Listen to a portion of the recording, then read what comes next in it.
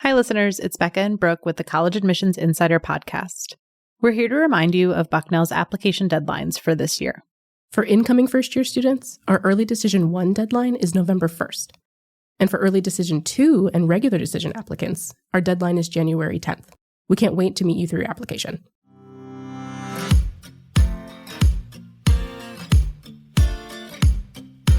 There's no shortage of acronyms in higher education, but perhaps none are more important for prospective students than FAFSA and CSS.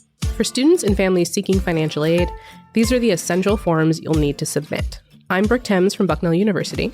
And I'm Becca Haupt-Aldridge, also from Bucknell.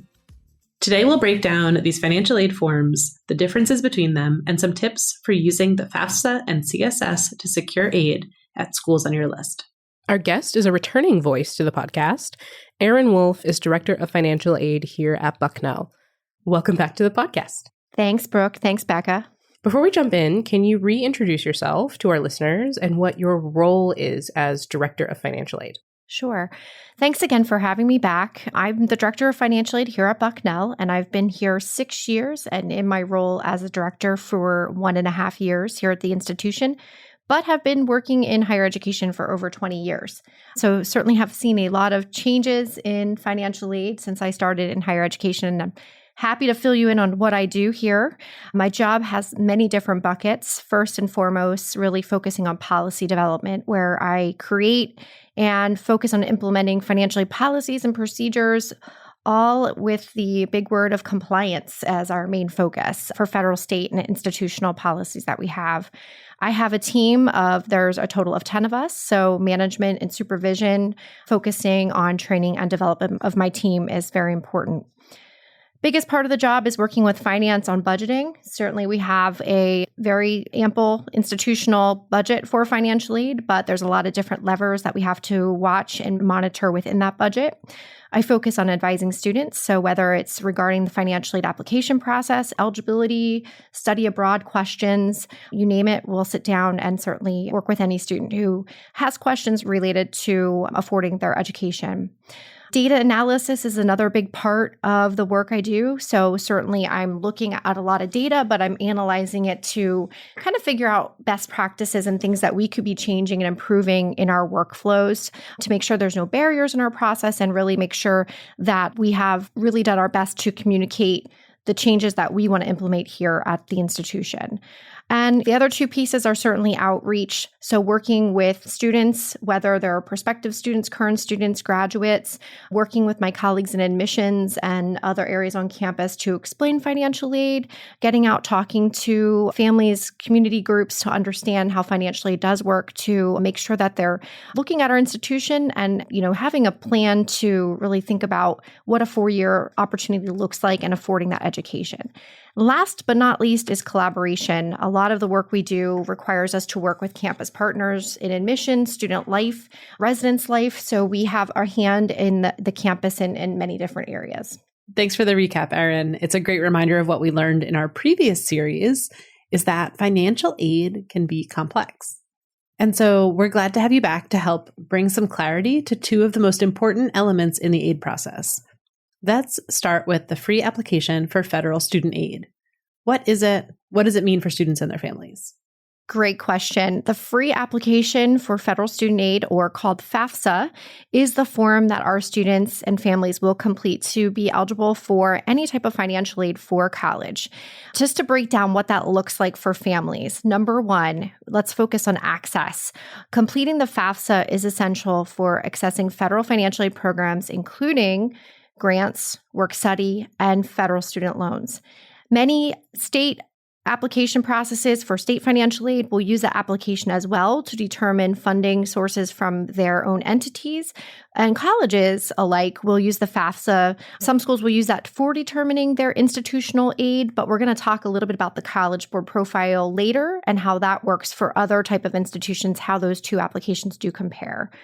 We use the FAFSA to determine financial need. And I know we've talked about financial need and that process in former podcasts that we've worked together on. But that FAFSA is going to collect information related to the family's financial situation and is going to calculate what's now called the Student Aid Index, or SAI. And that information is going to be helpful in determining a student's financial need.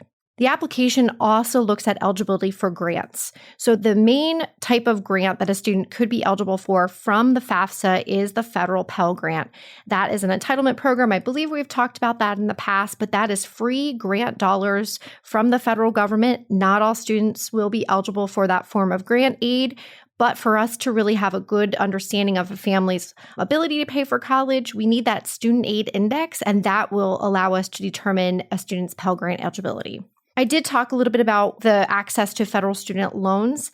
Families will have to decide if borrowing is something they'd like to do for college, but by completing the free application for federal student aid, students can access both the subsidized and unsubsidized student loan programs, and parents have an opportunity to apply for direct Parent Plus loans as well, if that's something that is needed to afford those higher educational expenses. I did mention just a bit ago about state financial aid. Here specifically in Pennsylvania, we work with the FIA organization for determining our Pennsylvania state grant dollars, but students from all over the country may have access to state grants. The FAFSA is going to be their main application, so understanding the timelines and deadlines for their particular states is going to be an important part of the process. And then what we do once we have that FAFSA application, we developed that financial aid award, as we call it. Some schools may refer to it as a package, an award notification, but that's where we put together the combination of institutional dollars in forms of grants or scholarships, work study, and student loans. And I think the most important part of the FAFSA process is really understanding the timelines and the school's deadlines. And we'll talk about deadlines later in our podcast. But as you're navigating the higher education landscape and you're looking and comparing your universities, you want to focus in on the deadlines for the financial aid applications. It's really important to not leave money on the table. So making sure you're, getting a calendar aligned and really paying attention to what the school is requiring from the financial aid application process, but also specifically making sure you're not meeting those deadlines. What I'm hearing is that the FAFSA is essential for students and families to be able to know what they qualify for at several different levels, and for the colleges and universities that they're applying to be able to craft a package that suits their needs specifically. And so once that package or award has been calculated, does that financial aid cover all 4 years of a student's college experience? In other words, is the FAFSA a one and done deal? That's a great question. And I will tell you, my famous word in financial aid is a phrase really is, it depends. Going back and just thinking about, let's talk about merit scholarships in terms of academic and other awards students may receive. Schools will typically award those year over year, provided a student meet maybe a GPA requirement or participate in a particular major. In thinking about the FAFSA, though, this is where you're going to want to talk with the financial aid office and understand, again, what is required from year over year. A financial aid package typically covers one academic year at a time and not all 4 years of college. It can be renewed annually, so schools will want families to apply year over year, again, for the following factors. Number one, eligibility. Students must continue to meet eligibility requirements, such as maybe maintaining a certain GPA or making what we call satisfactory academic progress, which is a policy all schools have in place to make sure that they're completing the timeline and the amount of credits required to graduate on time. FAFSA submission is going to be required year over year to be eligible for, again, those federal Pell Grants, potentially the state grants, and federal student loan eligibility. We must go back, look at the family's financial profile just to see if there's any changes in the situations that have occurred in the household, but also having a better understanding of what, if the cost of the institution has changed, what access our families will have for financial aid. Availability of funds is also something that can impact a family. Institutionally, we have certain campus-based funding sources that we receive from the federal government. And so for us to be able to award those to a student, they do need to reapply through that FAFSA application. And that's where I go back to the timeline. We only receive a certain amount of funding for something called the Supplemental Educational Opportunity Grant. And if a student doesn't apply by our deadlines, there's a probability that they're not going to be eligible for those funds due to that late application when we have to award and stretch those dollars that we receive from the federal government to the population that is eligible. So again, while some forms of aid, like certain scholarships or grants, may be renewable for multiple years, it's important for our students and families to review and reapply for financial aid annually to secure funding for their entire college experience.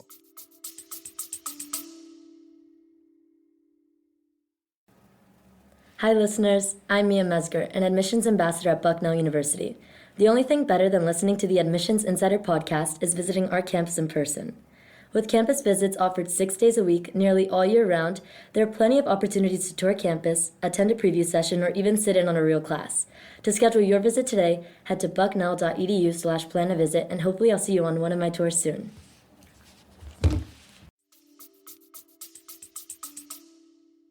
Thanks, Erin, for getting into some of those nuances, because those are important things that students should keep in mind so they're not leaving money on the table, like you said. And so we know that the FAFSA is almost always used by colleges in the U.S. to determine a student's financial aid package, but it's not the only tool.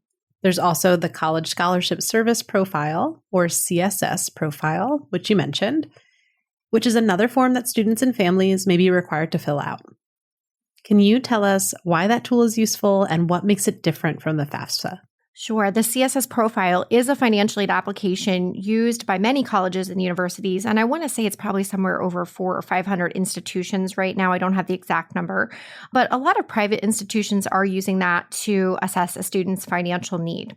And here's just some things as I break down kind of the differences between FAFSA and the CSS profile just to be aware of. Number one, purpose. FAFSA is really used to determine eligibility for sources of federal financial aid, including grants, loans, and work. But as I said, as you're evaluating different schools, the FAFSA, for some, will be used to determine institutional financial aid. Here at Bucknell, that profile helps us determine our eligibility for institutional aid, and that's our free grant-based dollars that we award as an institution. So again, access and policy and all those types of things are factored into the differences in why we require the form at first. When thinking about coverage, the FAFSA primarily focuses on federal and state financial aid, whereas the CSS profile will offer us a more detailed view of a family's financial situation, which allows us to better have a handle on awarding our institutional funds more effectively across our student population. There's also the cost factor. Currently, the FAFSA is free to submit. So again, free application for federal student aid. So no charge for our families to submit that. And I believe you can list up to 20 schools now based on the new FAFSA application. Whereas the CSS profile will have a fee for submission. However, if a family's income is currently $100,000 or less, there is a fee waiver that they allow students to input on the application.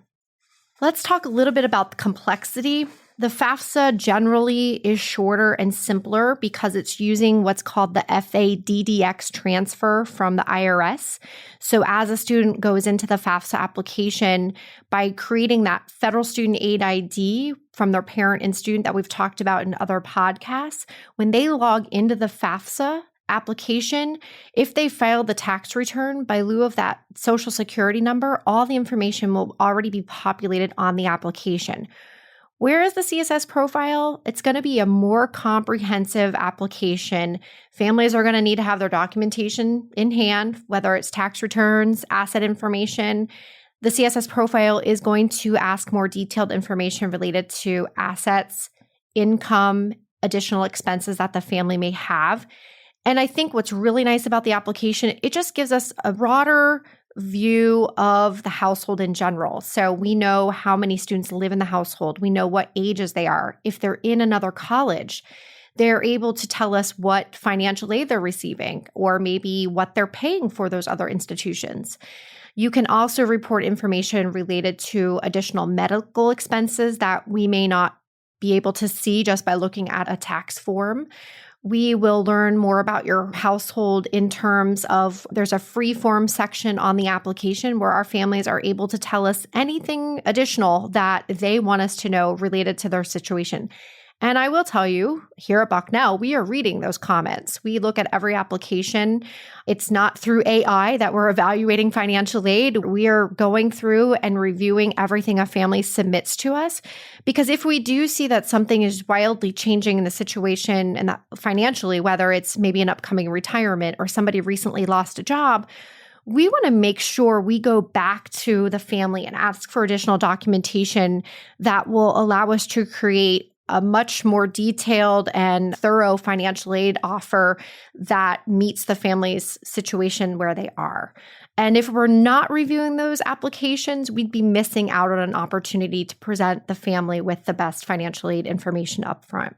And last, I think about usage. FAFSA is going to be required for all students seeking federal financial aid, where again, the profile is only required by specific colleges and universities. So as I keep addressing, as you're looking at different institutions, please make sure you visit the financial aid pages on the school's website. It's going to be important to give you step-by-step instructions on what is crucial in terms of the application process to be eligible for institutional financial aid. And as I said, you don't want to leave those dollars on the table. So while the profile may take your family a few more minutes to complete, the amount of dollars that you could receive institutionally due to their awarding structure is worth the effort. Yeah, it sounds like the CSS allows you to drill even deeper to create a more fleshed out vision of a student and family's financial situation when pairing it with the FAFSA. And knowing that the FAFSA takes into account things like maybe changing income within a family or even available funds at the federal level, I'm curious, does a CSS profile also need to be submitted each year based on some of those changing factors? Well, it depends. It's really important to check with your student's financial aid office to determine the renewal requirements for financial aid. Here at Bucknell, we only require the CSS profile currently for the students coming into the institution. And then we have a process by using the FAFSA and seeking some other clarification information that we'd be seeking through some additional forms that we send to our families. We can gather what we need to determine institutional dollars. However, for some universities, the CSS profile generally needs to be submitted each year that the student is enrolled at the college if they are seeking financial aid. And again, that annual submission to that school will help reassess the family's financial situation and determine aid through the institutional program that they're offering. Again, I can't stress enough, make sure families are going back and looking at the annual renewal requirements for each institution. Families will need to provide those updated pieces of information, including income and asset changes. That is also going to be reflected on the FAFSA. However, for institutional reasons, schools may have policies where they want to collect that application. Again, if they're a school that meets 100% of demonstrated financial need, they may be using that tool to really make sure they've evaluated all forms of financial aid eligibility for that family. Also, just deadlines, again, are so important so that, you're not leaving those dollars on the table. You really make sure, families really want to make sure they're going back and viewing those deadlines for the institution. And so what are some tips for students and families to keep track of these deadlines and when they need to either submit or resubmit some of these forms and this information? Do colleges and universities send out reminders to kind of help prompt students and families each year? Sure, that's a great question. And speaking from Bucknell, yes, we absolutely do. If you're getting an email from me or my office, it's a call to action. So typically, as the application cycle is opening up, we will send gentle reminders out to our families regarding the process. We have specific communications that go generally to our parents that outline the requirements, the timelines, the deadlines, but then specifically our students will get notifications that we have crafted that might more specifically align with individual items that their family needs to complete with us for certain reasons. For example, If a student has a sibling in college, and we've known that year over year that we expect they will have a sibling in school, we have an enrollment form that we will ask the family to submit. So everyone's financial aid application might look a little different based on the things that we've seen within the household that we need to just double check. We normally communicate with our students and families every other week. So as our families are being reminded of how important the application process is, those notifications go out, we store that information. And again, as our families are submitting those applications, then they'll stop receiving those notifications. Our students, and I know many other schools will have this within their financial aid software, they have an area that they can go in and log in for the student side of financial aid where they can see what application items are required. They can see what financial aid they've had in the past. So we do a lot through our own portals to make sure that information is readily available to our families. But absolutely, we do email campaigns, we can text, we can do all sorts of things to make sure that information is pushed out. So we know that Bucknell is a school that uses both the FAFSA and the CSS profile. Can you help us understand why some schools might only require one financial aid form when other schools require more than one? Sure, Becca, I'm happy to answer that. And the first thing I always want to say when I tell families, if they come to an open house or I'm talking to a family on the phone, I always address our application process. And sometimes families are like, oh no, the profile, I've heard about that. Well, it's not meant to create a barrier at all for our students to access financial aid. This is an opportunity for us to really understand the family and to meet as much of the demonstrated financial need as possible. So I look at using the CSS profile from that lens. Some institutions may have decided to not use the CSS profile for reasons such as perhaps it is related to not having institutional funding in the same level that we have here at our institution. They may be more of a merit-heavy school so that, they're really maybe awarding merit 100% across their student applicant pool. So therefore, access to institutional need-based aid might not be at the same level, and they're only able to then offer federal or state on top of those merit dollars. So it's really going to go back to policy and schools' philosophy on how they use the applications. And again, I think, by and large, as we look as an institution that has generous financial aid, institutional awarding structure, and we're working hard at making that better year over year for our families, it's really important that we have the CSS profile. Again, when I think about equity in our awarding process, that allows me to make sure I'm looking at everyone in the same lens. Now that we've covered some of the nuances and differences between the FAFSA and the CSS, as well as maybe different schools' approaches or philosophies around these two forms, let's zoom in a bit on the process for filling out and submitting these forms for financial aid. I know there's a lot of information that students and families need to provide. For an in-depth breakdown of what's required, we recommend listening to episode 53 of our podcast, where Erin and another colleague from Bucknell's Office of Financial Aid outline how to apply for financial aid. But for those who may be hearing about all of this for the first time, what are your top-level tips for filling out the FAFSA in particular? Sure. Number one, the FAFSA simplification changes that went into effect for the 24-25 academic year really changed kind of what families need to have present to complete the FAFSA. Because of the changes that the data, as I referenced earlier, using the FADDX process, it's all pulling from the IRS if the family had filed a federal tax return. So, sometimes you used to have documentation on hand through tax returns, your W-2s, asset information. That asset information is still important. But again, now that information is going to automatically be transferred, I think it's a good practice to have it handy in case, you need to go back and maybe for some reason some data didn't transfer and the families asked for some additional information on the FAFSA to have that handy. The FAFSA Federal Student Aid ID is a really important part of the process, and that's something families can start in advance of the application opening. Traditionally, the FAFSA opens every October 1st. For the 25-26 academic year, we're looking at that coming out on December 1st. But that doesn't mean a family should hesitate on starting that FSA ID process. Both a parent and the student will need to have that handy. If a parent is living in the same household but divorced from another parent and not filing those taxes together for obvious reasons. Just know that there might be reasons where another parent, based on how taxes are filed or who's in the household, may also need to have an additional FSA ID to sign off on the federal student aid form this year. If it does open on December 1, I encourage families to start the process as soon as they're able. I know there were issues and some information that wasn't flowing great last year, but with the delay this year, we're expecting the functionality to return with the additional testing that's being done on the FAFSA application. So from what we're hearing and what we're aware of, we expect that this process hopefully will be much smoother for our students and families.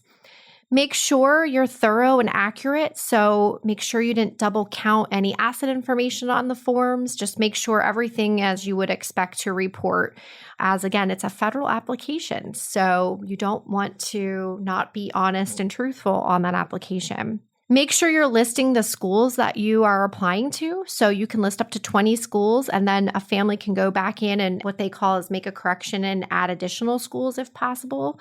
And that's important, as if you're kind of throwing a wide net out there, that you're not missing out on getting that FAFSA to a school as early as you can. And just watch deadlines. Make sure you're not missing any deadlines at the school side, or if your state specifically has a deadline that the application needs to be required, just make sure you're aware of that. And I think the last tip is just kind of stay informed, but also check your communications from the institutions your students are applying to. When families submit the application, there's sometimes things that happen that we may question some of the information that's coming through in the application. So we may follow up in an email or some kind of communication that's asking for additional documentation to confirm eligibility for the financial aid. So just, pay attention to what's coming in, open those emails. I know you might get hundreds of emails from institutions, but sometimes they're a call to action that requires you to do something. And so we need you to do something. And if you don't, that is when you could potentially be missing out on some financial aid. Thanks, Erin, for those great reminders, especially about checking email. So many important steps to the application process are communicated via email. So a reminder for students and families to be mindful of those communications is always appreciated. Do you have any similar advice for the CSS profile? I would say that some of the same tips I gave for the FAFSA also will be something to consider for the profile. Number one, are you applying to an institution that requires the profile? So that's the most important part of the step, to make sure you're not forgetting to list the school on that profile application. For the CSS profile, you will need to hand key in all of your pertinent financial information. So you will want to have your tax returns in hand, your W-2s, your bank statements, any records of untaxed income, or perhaps child support or other things that would be pertinent to your family's situation. What's nice about both the FAFSA and the CSS profile, it will tell you where you can pull these data points from a tax return. So it's not meant to be confusing. It's going to flow in a way that, it's going to tell you, look at line 3 for this, or look at line 28. And it's going to be very specific so that you're reporting the correct information from the start. Not dissimilar from the FAFSA, but something that is a little different is that you will need a College Board account. So you must go to the College Board website and create an account that will allow you to file the CSS profile. And the one thing that's, I think, important for schools that use the profile, they may also be using a service called iDoc. And iDoc is a call to action within the College Board itself. So, for example, here at Bucknell, we require the CSS profile and we require the FAFSA, but we also do a full audit of our students' financial aid eligibility, which means we request copies of parents' and students' federal income tax returns and W-2s. So the College Board account will as soon as you submit that profile, if a school is using the IDOC process, it's going to trigger you for some additional emails that are going to be sent requiring you to upload tax information to the College Board. The College Board is actually collecting that for us, and that's sending that then to any school that is using the profile that your student applied to. So it's a really nice service where you as the family are removed from having to individually go to each school and provide that information, where it's kind of collected in one area and then it's handed out to institutions that are on your student's financial aid application that are using that CSS profile. The one thing that you should know, the College Board has some really great videos to walk you through different parts of the application. So again, if you're a little unsure about how to go about completing the profile, number one, I would encourage families to watch those short videos. They're at most probably 2 to 3 minutes in length, but I think they're really helpful in helping navigate kind of preemptively, like what do I need to have on hand? What kind of questions could I expect? They even have a preview tool, so you'll know what kind of questions that you could be receiving before you start the application. And the most important part is, as a tip, is looking at the assets section. There's going to be questions related to your personal savings, your checking accounts, and that's, again, same thing on the FAFSA, but there could be some additional questions that you may be asked regarding your home, what your equity is on that home, and you need to be aware that not all schools will use that information in the same form. So, just be prepared that it's going to be a question on the application. But if you want to know specifically how a school is using that information, don't be afraid to reach out to the financial aid office. Ask the questions if you are curious and want to know how some of the information that you are inputting in the application will impact eligibility for financial aid. And again, most importantly, follow up. Make sure you're checking your emails, make sure you're looking for communications, because again, we could be circling back to your family to look for additional information that will help us put together the best financial aid award. We've covered so much ground on this episode, and we've been so privileged to have you, Erin, as the Director of Financial Aid here at Bucknell, not once, but several times here to share this really important information with students and families. And we definitely don't want to leave this episode without mentioning the deadlines for each of these financial aid forms. And that can vary depending on when a student applies to college, at least here at Bucknell. Erin, can you quickly walk us through those dates? Sure. And again, I have to certainly remind everyone that the FAFSA is slightly delayed. And we know that. So for early decision 1 applicants, we must have the College Board profile submitted to us by November 15th.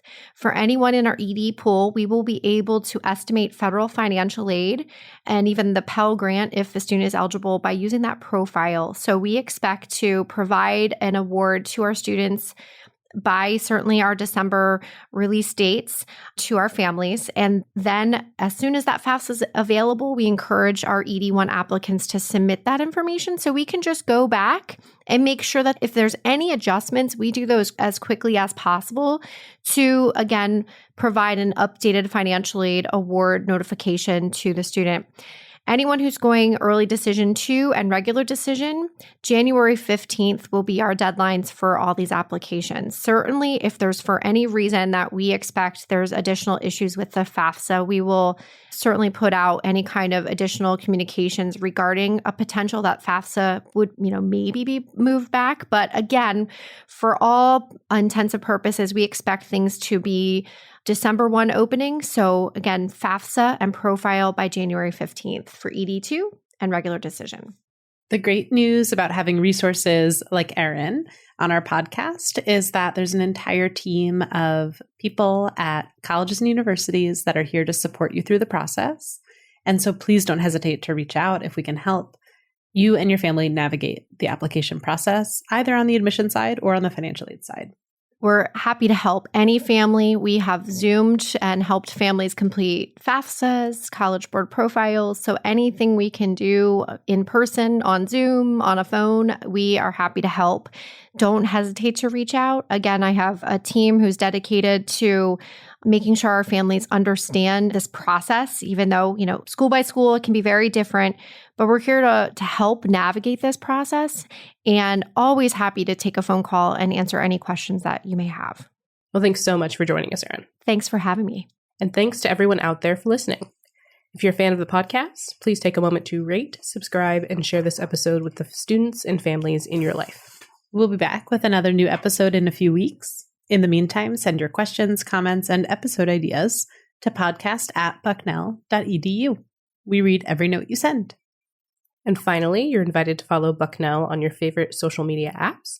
Just look for @BucknellU on Instagram, Facebook, X, YouTube, and TikTok. You can also follow our student-run Instagram account, which is @IamRayBucknell. Until next time, keep reaching for your dreams and your dream school.